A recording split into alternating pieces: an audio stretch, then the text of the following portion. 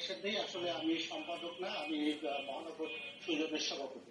জি, তো আমি আন্তরিক অভিনন্দন জানাচ্ছি চ্যানেল 24-কে আমাকে আমন্ত্রণ করবার জন্য, এবং যারা কথা বলছিল তৃণমূলের মানুষ তাদের কথা আমি শুনেছি, তাদের প্রতি আমার আন্তরিক অভিনন্দন এবং শুভেচ্ছা। আমাদের এই রংপুর একটা সময় বলা হতো যে রঙের রসে ভরপুর মহিয়সী রংপুর।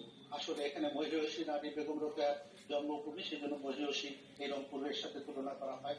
এবং রং রসের কথা যেটা রঙ্গপুরে, সেখানে সাংস্কৃতিক একটা বিশাল পরিমণ্ডল ছিল, সেই পরিমণ্ডলটা আস্তে আস্তে ছোট হয়ে আসছে। সেই সাংস্কৃতিক যে জগৎটা ছিল, একসময় খেলাধুলার যে অবস্থা ছিল, আমাদের জাতীয় দলে রংপুর অঞ্চলের প্রচুর জাতীয় খেলোয়াড় ছিলেন। এবং শান্তুর কথা না বললে নয়, যে শান্তু যখন মোহামেডানের গোলে দাঁড়াতেন, তখন সেই গোল ভেদ করে বল ঢোকবার মতো কিন্তু অবস্থাটা আমাদের ছিল না। সেই শান্তুকেও আমরা গর্ব করতে পারি, এখন পর্যন্ত গর্ব করতে পারি। আমাদের রংপুর থেকে তারুণ্যের নেতৃত্ব হয়ে আমাদের এখন তরুণরা খেলছে, সেখানেও আমাদের রংপুরের নেতৃত্ব আছে। আমাদের মেয়েরা খেলছে, জাতীয় ফুটবলে খেলছে, সেখানেও কিন্তু তরুণ মেয়েদের একটা ভূমিকা রংপুরে রয়েছে। এগুলো হলো এই চলমান এই সময়কার একটা অর্জন আমরা বলতে পারি। কিন্তু একটি রাষ্ট্রের সার্বিক উন্নয়ন যেটা বলা হয়, যেটাকে সুষম উন্নয়ন বলা হয়, এই সুষম উন্নয়নের জায়গাটা কিন্তু হতে হবে একেবারে রাষ্ট্রের সকল যে অর্গানগুলো একসঙ্গে কাজ করে, সেই জায়গাগুলো থেকে কিন্তু স্বচ্ছতা থাকতে হবে, জবাবদিহিতা থাকতে হবে, এবং সেই জবাবদিহির জায়গাটায় এবং উন্নয়নের জায়গাটায় কিন্তু একটা পরিকল্পনা লাগবে। আমরা যদি এসডিজির কথা, যদি এসডিজিতে মূল 17টি গোলের কথা বলা হয়েছে, আমরা 41 সালে আমরা স্বপ্ন দেখছি যে একটা উন্নত রাষ্ট্রে পরিণত হব।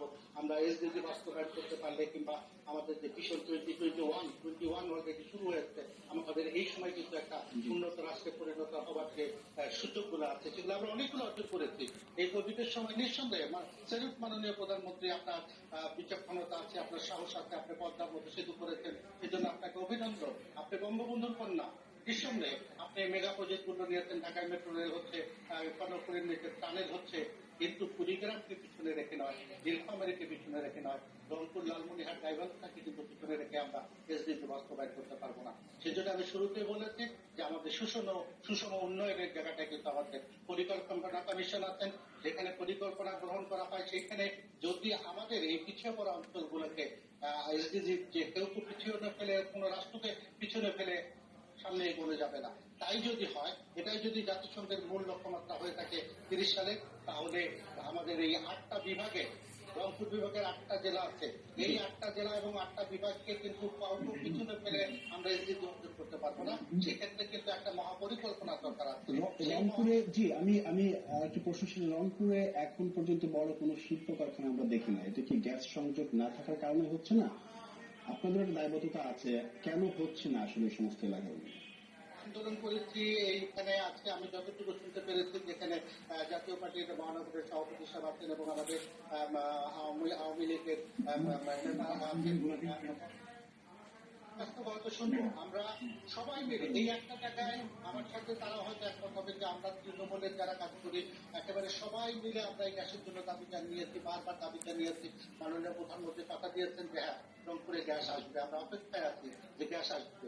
গ্যাস ছাড়াও আরো তো অনেক ধরনের শিল্প কারখানা গড়ে তোলা যায়। এবং আমরা যদি আইসিটির কথাই বলি, আইসিটি আমাদের এখানে ইকোনমিক জোন হওয়ার কথা আছে, এখনো কিন্তু ইকোনমিক জোন আমাদের গড়ে ওঠে নাই। উত্তরা ইপিজেড সেখানে কিন্তু মুখ থুবড়ে পড়ে আছে। উত্তরা ইপিজেডের যে পরিকল্পনা হওয়া দরকার, সেখানে যে ধরনের শিল্প কলকারখানা গড়ে তোলা দরকার, সেই সমস্ত শিল্প কলকারখানা কিন্তু ওইভাবে গড়ে উঠছে না। তাহলে মহাপরিকল্পনার কথা কিন্তু আমি বলেছি, সেই মহাপরিকল্পনা যদি আমরা গ্রহণ করতে পারি, কমিউনিকেশন ডেভেলপ হচ্ছে, ভেরি গুড। আমাদের বিদ্যুতের একটা বড় ঘাটতি ছিল, সেটা হয়তো আমরা আগামী 5 বছরের মধ্যে সেই ঘাটতিটা কাটিয়ে উঠতে পারবো। কিন্তু এখন থেকে আমাদের মূল ইকোনমিক স্রোতের সাথে, মূল ইকোনমির যে চালিকা শক্তি আছে, তার সাথে যদি আমাদেরকে একসাথে করতে হয়, তাহলে কিন্তু সেটা 10 বছর মেয়াদি হতে পারে, সেটা 20 বছর মেয়াদি হতে হবে। এই পরিকল্পনা তো করতে হবে। মাননীয় প্রধানমন্ত্রী গত নির্বাচনের সময় যেটি বলেছেন যে গ্রাম হবে শহর, নিঃসন্দেহে এটা অত্যন্ত ভালো চমৎকার একটি পরিকল্পনা যে গ্রাম শহরের মতো হয়ে যাবে। অবশ্যই গ্রামকে শহর করতে গেলে কিন্তু আমার শহর কিনতে হবে। সেখানে হচ্ছে শিক্ষা, সংস্কৃতি, সেখানে হচ্ছে নারী শিক্ষা কিভাবে হবে, নারী বান্ধব কলকারখানা কিভাবে গড়ে উঠবে, এবং আগামীতে আমাদের যে শহরগুলো বড় হচ্ছে, আমাদের এই রংপুর সিটি কর্পোরেশন আগে ছিল মাত্র 54 বর্গ কিলোমিটার, সেটা এখন 203 বর্গ কিলোমিটার হয়েছে। জি ফকির রহমান, আর একটি প্রশ্ন ছিল আপনার কাছে, সেটি হচ্ছে যে রংপুর কারমাইকেল কলেজের কথা আমরা শুনি, খুব বড় বিখ্যাত একটি কলেজ। সেই ক্ষেত্রে রংপুরে একটি বিশ্ববিদ্যালয় রয়েছে, বেগম রোকেয়া বিশ্ববিদ্যালয়, রোকেয়া নামে সেটা করা হয়েছে। ইদানিংকালে বেগম রোকেয়া বিশ্ববিদ্যালয়ে আমরা গণমাধ্যমে অনেক খবর দেখি, সেখানে অচল অবস্থা, আন্দোলন, তালা, এই বিষয়গুলো নিয়ে যদি আপনার মন্তব্য জানতে চাচ্ছেন। অত্যন্ত দুর্ভাগ্যজনক যে আমাদের স্বপ্নের এই বিশ্ববিদ্যালয়, আমরা অনেক আন্দোলন করেছি। এখানে আমার সাথে যারা অন্যান্যরা যুক্ত আছেন, আমি যতটুকু শুনেছি যে মৌলা এখানে যুক্ত আছেন, আমার অনুজ এবং ইয়াসির, আমার অনুজ ছোট ভাই, সে যুক্ত বা থাকার কথা। তারাও এই আন্দোলনের সাথে সম্পৃক্ত সবাই। আমরা অনেক স্বপ্ন নিয়ে কিন্তু এই আমাদের জি আবার রংপুর বিশ্ববিদ্যালয় আন্দোলন, প্রথমে এটা রংপুর বিশ্ববিদ্যালয়ের নামকরণ করা হলো, এবং পরবর্তীতে যখন তত্ত্বাবধায়ক সরকার সরে গেলেন, ফখরুদ্দিন মঈনুদ্দিনরা সরে গেলেন, পরবর্তীতে যখন মাননীয় প্রধানমন্ত্রী আজকের জননেত্রী শেখ হাসিনা যখন এই দায়িত্ব নিলেন, তখন কিন্তু এটা নাম সংশোধন করে বেগম রোকেয়া বিশ্ববিদ্যালয় করা হলো। এবং আমার এখন স্পষ্ট মনে আছে, সেটা হচ্ছে যে এন কে রাশেদা যখন ছিলেন তত্ত্বাবধায়ক সরকারের উপদেষ্টা ছিলেন, উনি যখন রংপুরে বেড়াতে ভিজিটে আসতেন, তখন কিন্তু আমরা তার হাতে একটা স্মারকলিপি দিয়েছিলাম। এটাতে আমরা বলেছিলাম যে আমাদের একটি যেহেতু বিশ্ববিদ্যালয় হয়েছে, বেগম রোকেয়ার নামে একটি মানে মেয়েদের জন্য আর একটি বিশ্ববিদ্যালয় করা হবে। এখন এই বেগম রোকেয়া নামকরণ করার পরে ফকির রহমান, আপনার কাছে আমি আবারও আসবো এই বিষয় নিয়ে। আপনার কাছে আমি